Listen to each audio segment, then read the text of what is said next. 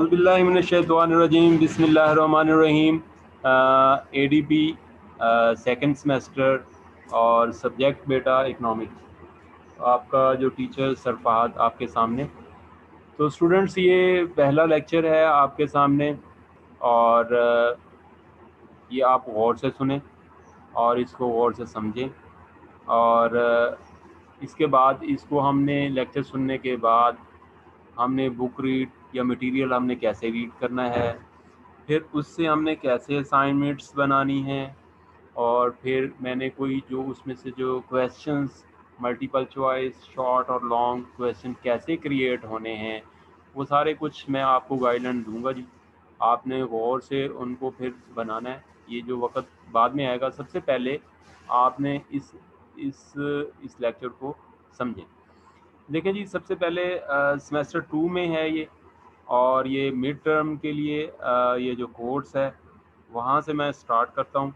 सबसे पहले जो हमारा जो टॉपिक नंबर 1 है, जिसे हम क्वेश्चन नंबर 1 भी कह सकते हैं, जो मल्टीपल चॉइस में भी आ सकता है, ठीक है, और शॉर्ट में भी आ सकता है, लॉन्ग में भी आ सकता है, वो है topic number 1, definitions of economics.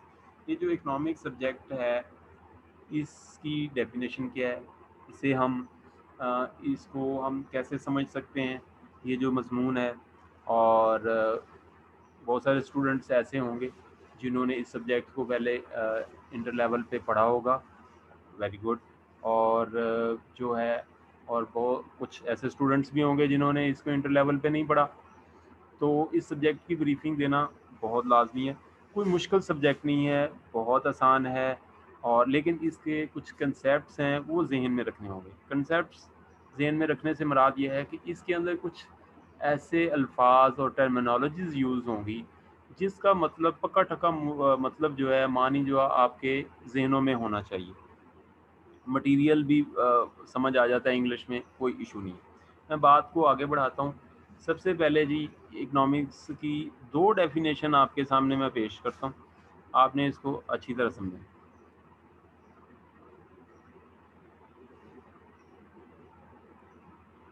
जी, आपके सामने है डेफिनेशन नंबर 1। किसकी डेफिनेशन है ये जी? इकोनॉमिक्स की। इकोनॉमिक्स की जो डेफिनेशन है उसकी स्टेटमेंट है, economics mean study of wealth. देखें, हमारे इर्द गिर्द हमने जब मैट्रिक में बहुत सारे मज़ामीन पढ़े, हमने बायो पढ़ी, हमने केमिस्ट्री पढ़ी, हमने फिज़िक्स पढ़ी, हमने मैथ पढ़ा। तो अब हर सब्जेक्ट किसी न किसी ज़िंदगी के किसी न किसी शोबे को स्टडी करता है। जैसा कि बायो किसको स्टडी करती है?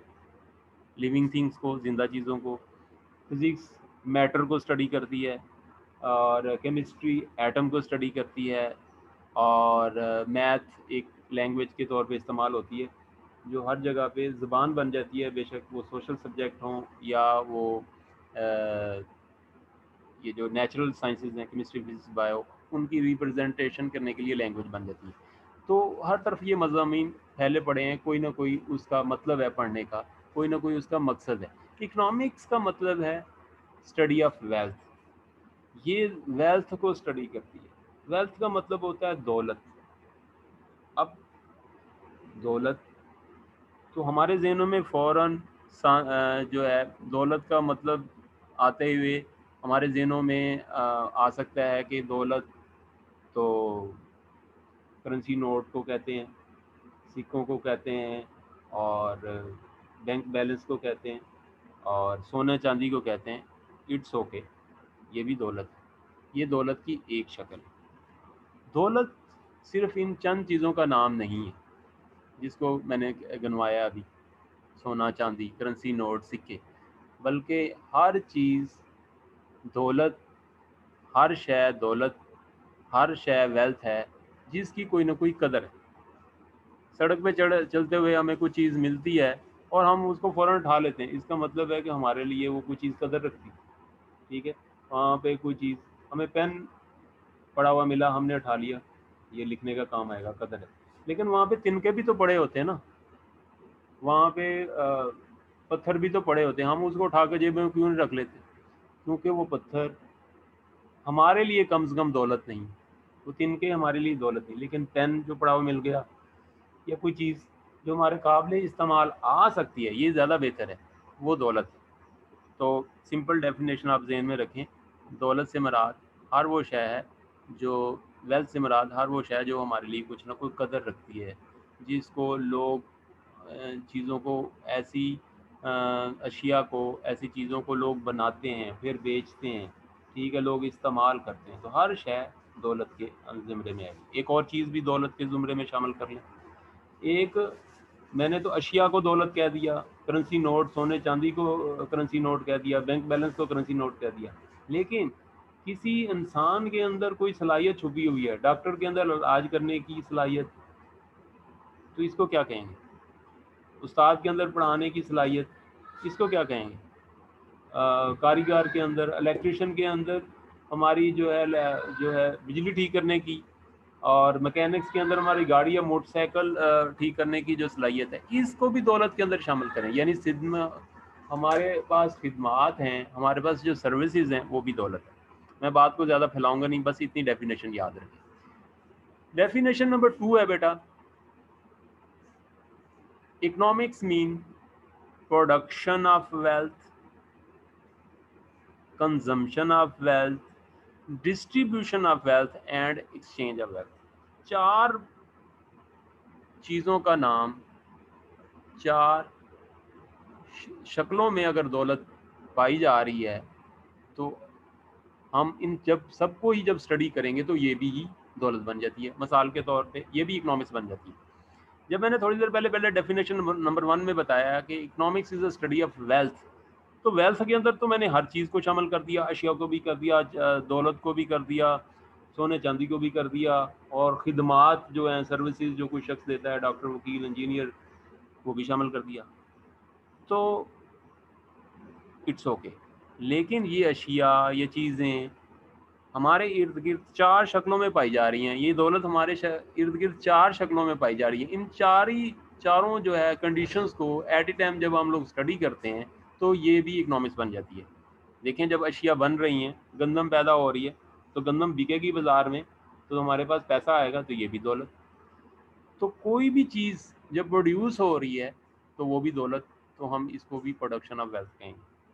کوئی بھی شے جب ہم اس کو بازار سے لا کے استعمال کریں گے تو ظاہر سی بات اس پہ پہلے خرچہ کریں گے، تو یہ وہ بھی دولت، وہ بھی اکنامکس۔ پھر اس کے علاوہ جو لوگ دولت پیدا کرتے ہیں، یعنی اشیاء پیدا کرتے ہیں فیکٹریوں میں، مزدور ہوتے ہیں، وہاں پہ مشینری ہے، وہاں پہ کئی لوگوں نے اپنی سرمایہ کاری کی ہے، کسی نے زمین کرائے پہ دی ہوئی ہے فیکٹری کو، ان سب لوگوں کو بھی اس دولت پیدا کرنے کا ثواب پہنچتا ہے۔ ثواب پہنچنے میں مراد یہ ان کو فائدہ پہنچتا ہے۔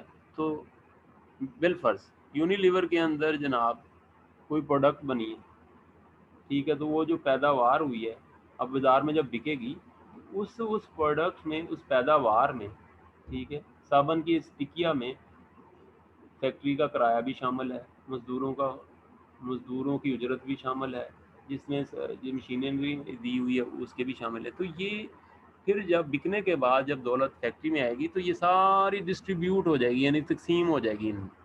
تو دولت پیدا کرنے والے جو عناصر ہیں، جس کو آپ آگے جا کے فیکٹرز آف پروڈکشن کہتے ہیں، میں پڑھاؤں گا انشاءاللہ، تو ان میں تقسیم ہو جاتی ہے۔ اور دولت آپ کو پتہ ہے ایک جگہ سے دوسری جگہ جا رہی ہے، امریکہ سے ادھر جا رہی ہے، امریکہ سے ادھر سے آ رہی ہے، ریال آ رہے ہیں، ڈالر پاؤنڈ میں ایکسچینج ہو رہی دولت، یہاں سے لاہور جا رہے ہیں پیسے، ادھر سے ادھر آ رہے ہیں، بھاگم دوڑ جو ہے دولت ایک جگہ سے دوسری جگہ، ایک شخص سے دوسرے شخص کے پاس بھی تو جا رہی ہے نا، اشیاء بھی جا رہی ہیں، روپیہ پیسہ بھی جا رہا ہے، تو یہ ہے ایکسچینج آف ویلتھ۔ تو بیٹا زیادہ پریشان نہیں ہونا، یہ 2 ڈیفینیشنز آپ اپنے ذہن میں رکھیں۔ اس کی اسائنمنٹس کیسے بنانی ہے میں انشاءاللہ جب آن لائن ہوتا ہوں اور انشاءاللہ اس میں بھی بتاؤں گا۔ فی الحال اس ویڈیو کو غور سے دیکھیں اور یہی باتیں ذہن میں رکھیں۔ آپ کو میں مٹیریل بھی دیتا ہوں، سارا کچھ دیتا ہوں، صرف ذہن سازی کریں کہ صرف ایک بات یاد رکھیں، اکنامکس اسٹڈی آف ویلتھ ہے، اسٹڈی آف ویلتھ۔ ہر وہ شے جو کچھ قدر رکھتی ہے، ویلیو رکھتی ہے، وہ ہمارے لیے دولت ہے۔ تو جہاں جہاں پہ دولت کا سرکل چلتا ہے وہاں وہاں اکنامکس آ جاتی ہے، وہ اکنامکس ہوتی ہے۔ کوئی بھی کام جب ہم بغیر مفت کرتے ہیں، بغیر کسی محنت کے کرتے ہیں، ٹھیک ہے، وہ اکنامکس میں کنسیڈر نہیں ہوتا۔ والد اپنے بچوں کو جب پڑھا رہا ہوتا ہے تو ان سے کون سی ٹیوشن فیس لیتا ہے؟ نہیں لیتا۔ جب نہیں لیتا تو یہ اکنامکس میں نہیں آئے گا۔ اور استاد اگر کالج میں یا ٹیوشنز پہ پڑھاتا ہے اور وہاں سے فی چارج کرتا ہے اپنی، ٹھیک ہے، تو وہ کیونکہ دولت درمیان میں آئی ہے تو اکنامکس آ گئی۔ تو اکنامکس وہاں آئے گی جہاں پیسہ آئے گا، جائیداد آئے گی، اشیاء کی بات ہوگی، ویلیوبل چیز کی بات ہوگی۔ انشاءاللہ باتیں ہوتی رہیں گی۔ السلام علیکم، فہد صدیق۔